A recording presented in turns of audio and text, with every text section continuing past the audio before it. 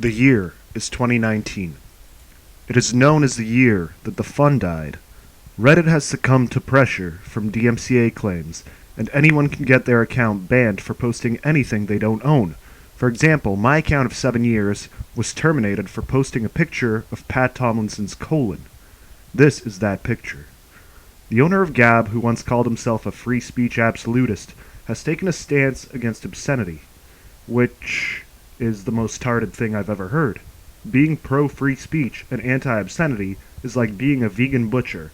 It's super, super tarded. Mr. Medicare, once extremely pro-fun and anti-monetization, opened up a hat store, then stopped making content because he's not monetized anymore on YouTube.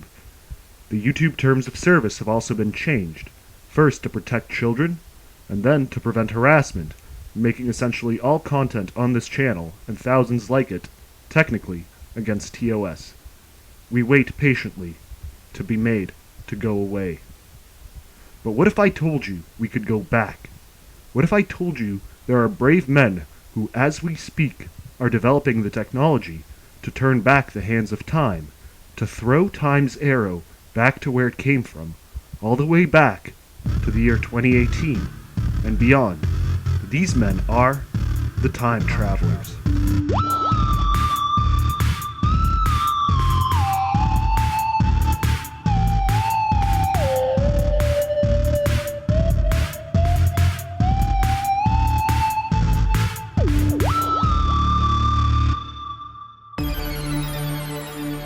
Andy Warski's show, The Warpath, came back, and it covered such topical subjects as the early October film The Joker and Lily Singh. And without a doubt, people were happy and even excited to see Andy streaming again. The fact that he couldn't put together timely or interesting material resulted in a, well, let's say lukewarm response. But that's okay, because Andy knows what the fans want, right? He remembers that a year ago, he was on fire. People were paying attention. People were supporting and donating. And all he has to do is travel back a year. What was he doing a year ago? Well, he was talking about former co-host TonkaSaw ad nauseum every day in preparation for their weird Fight Me IRL thing. Finally. It took about 15 times saying, "I'll do it. I will fight you," for him to say, okay. And now he's acting like a tough guy. I am going to help humanity by beating the shit out of Andy. Help you? No one likes you. You're garbage. And we were watching your fucking wrestling promo or your wrestling videos today. And by golly gosh, you really do stink at fucking fighting. And I've fought before. I haven't told people what I've done on my private life, athletic-wise. I'm going to beat the living shit out of you, Tonga. It's going to be great. Oh! Watching you. Oh my god. I'm 6'2". You're fucking 5'9". Andy's a midget. I'm 5'11". I'm taller than you. Can't wait to look at you and go, you can't lie about this, bitch. Oh, you're so skinny, you're tiny. I heard now you're fat, though, and your shirts are ripping. Because you spend 16 hours on a computer fucking just smoking weed, taking painkillers, and eating fucking food. And you're out of shape. If that was your in shape, you are fucked, buddy. So what did he decide to do? Time travel. Just talk about Tonka. No reason, no context, no nothing. Nothing that anyone cares about. Nobody cares about Tonka anymore. Take a throwaway joke from a year ago that Tonka faked his blood test because he has AIDS, and do 2 shows. 2 back-to-back shows just talking about Tonka's AIDS. Might be related, might not be related, but what I was, hinting at the chat, it's pretty severe. I'll just leave it at that. Yeah, after the show, we got a little something. We're gonna hear a lot of screaming for probably a month and a half. So that much spurgery. It's yeah. I mean, we just came back, We just came back, and it's just like the amount of spurgery that's already out there. I mean, Oh boy, when we show the people what we got, oh, it's not gonna end. I can't say anything yet because I have to make sure that the person. I don't want to throw anyone under the bus who doesn't deserve it. Make sure it's all legit. You know what I mean? So you know, I know what's gonna happen is when we reveal what we got. It's gonna be like literally pulling a pin out of a grenade and leaving it in a gasoline factory. There are other time travelers too, and out of the time travelers profile today, Tonka is quite possibly the most disturbing. His early attempts at going back in time and rewriting history are entirely focused on the fight, the non-event with Andy. And started when he hired wrestlers to get beaten up by him so he could claim to be the YouTube champion of fighting.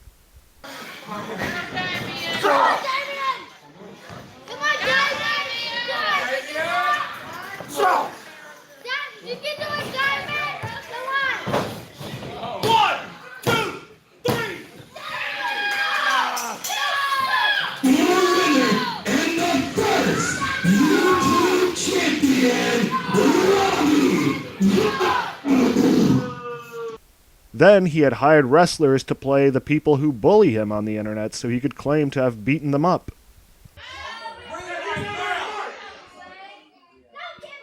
Well, being the amazing YouTube moderator that I am, I found a rep.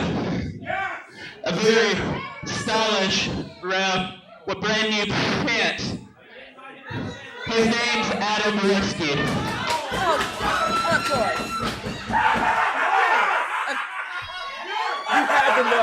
You had to know Warski was going to find some loophole to screw Robbie Vile tonight. Like a deeply disturbed little child who goes home and pretends his bullies are his G.I. Joes as he burns them with mommy's cigarettes. Except this is a 35-year-old man with a spinal cord injury doing it to real people.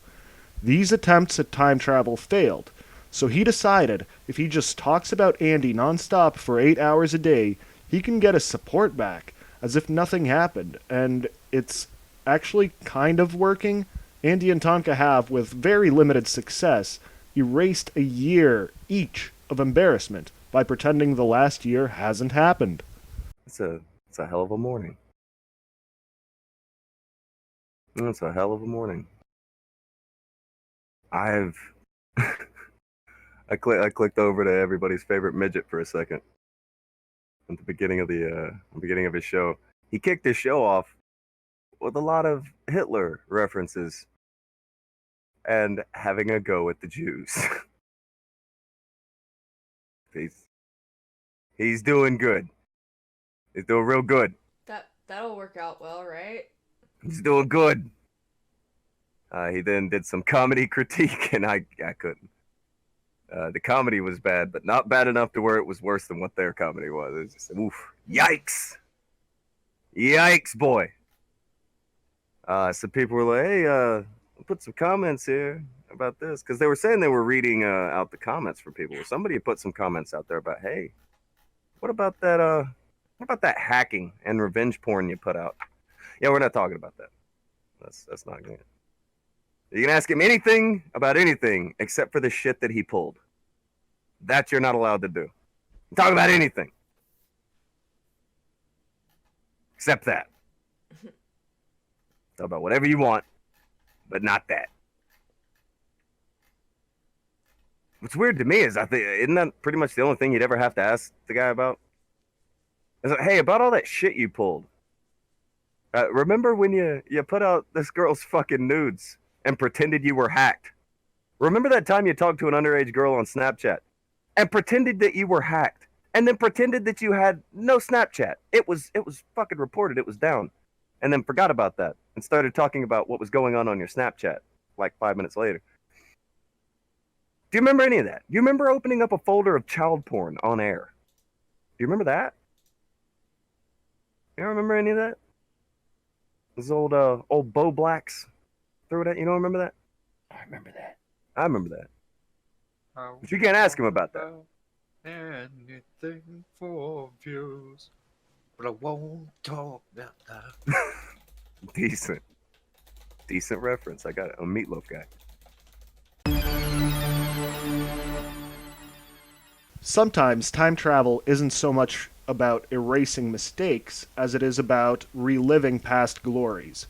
Remember that one time in 2017 that comedian A Serious Cock and Hose of the Dick Masterson Show, starring Dick Masterson, threw together a Christmas album in like 24 hours about how Maddox is a cuck and ended up becoming a Billboard charting artist? Now, this goes up on iTunes. What day did it go up? It went up 5 days ago. 5 days ago. Number one. Oh. Number one on iTunes. Number one. Second day. Number one. Third day. Number one. What's it at now? Right now, I'm not sure where it is. It's definitely not at number one, but it was the number one album on iTunes for 3 days. And I will also say this, Sean. In Denmark. Oh, by the way, it was the number one album on iTunes. You're huge comedy in Denmark, aren't you? To be perfectly honest with you, Kazakhstan. You might, Sean. That's a very funny joke. I mean, that's a great joke. But to tell you the absolute truth, Cuckmas Carols is the number 11 album in all of Denmark on iTunes, beating Adele's 26. You're shitting me. I will show you the chart, Sean. I will show you That's unbelievable. the chart, Sean. So this goes up. I believe you. And everybody's freaking out now because Maddox's album is disappearing, right? Oh my and God.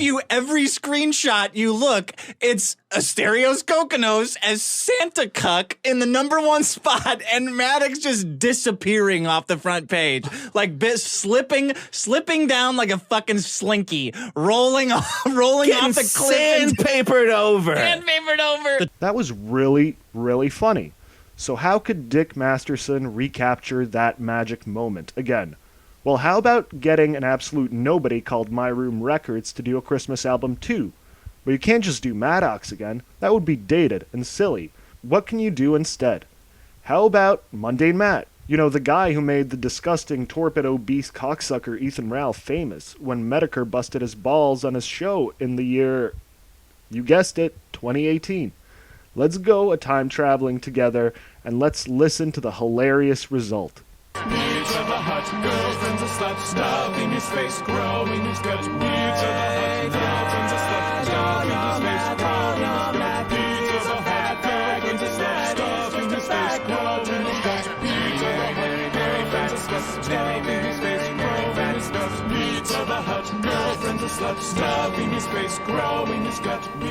Oh no. My Room Records overshot their mark and landed in the early 90s. You know what this album actually reminds me of? I want to say it was in the 90s, maybe early 2000s. There was this alcoholic, down on his luck radio producer named Billy Staples of the Ron and Fez show, and he was broke and in the depth of addiction, and as a side hustle, he decided to use their studios and interns to record and master a Christmas album called A Filthy Triple Xmas. And it was absolute dog shit. But here, let's play a track off of the Billy Staples CD. Be careful, beginners, with your masturbation. Don't let what had happened to me happen to you. While on a porn site, thought I had it timed right, and then I heard the door key. Oh God, my wife's home early. I only had one hand free. Yes, I got caught. Goodbye. Now let's listen to My Room Records. He is not the dad. He smells really bad. He is not a man. Don't point it out or you'll get the flag. Now, just try to figure out which one of the two this one is. Joy goes round the world, 3 holes get done, and just for $50, worth every cent, just get a room, then your cock shall take and suck. and then her pussy'll fuck, then drive it in her ass like a Mack truck.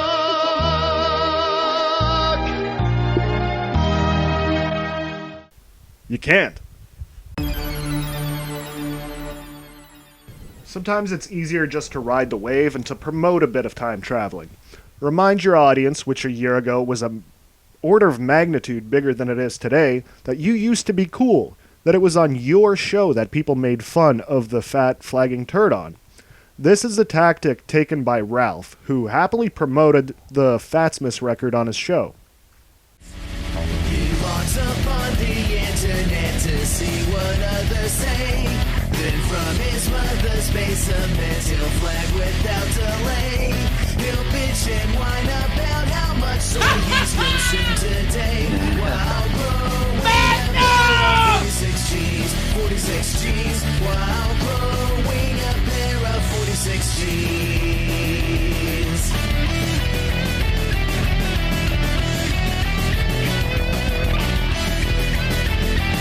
Fatsmas not fun!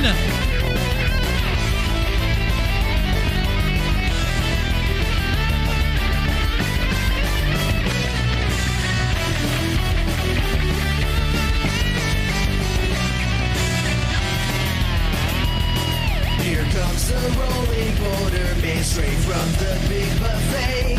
His mission is to put the universe upon his plate.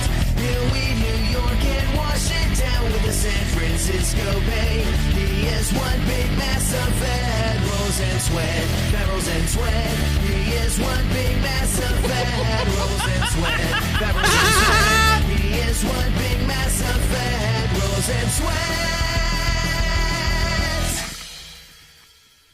There we go. Now that was amazing. I think that's why he moved to Washington State. I mean, it's harder to sweat there, right? Yeah, cooler climate. Oh man, I tell you, I mix probably 2 or 3 dozen songs a month, and I have never had a project where I was mixing it and I could not stop laughing while mixing. Yeah, keep fake laughing, you fat little piggy boy. The fake laugh is Ralph letting his mouth-breathing, shit-eating audience know that what they just heard was supposed to be funny. Upon receiving the signal, they simultaneously all burst out laughing too.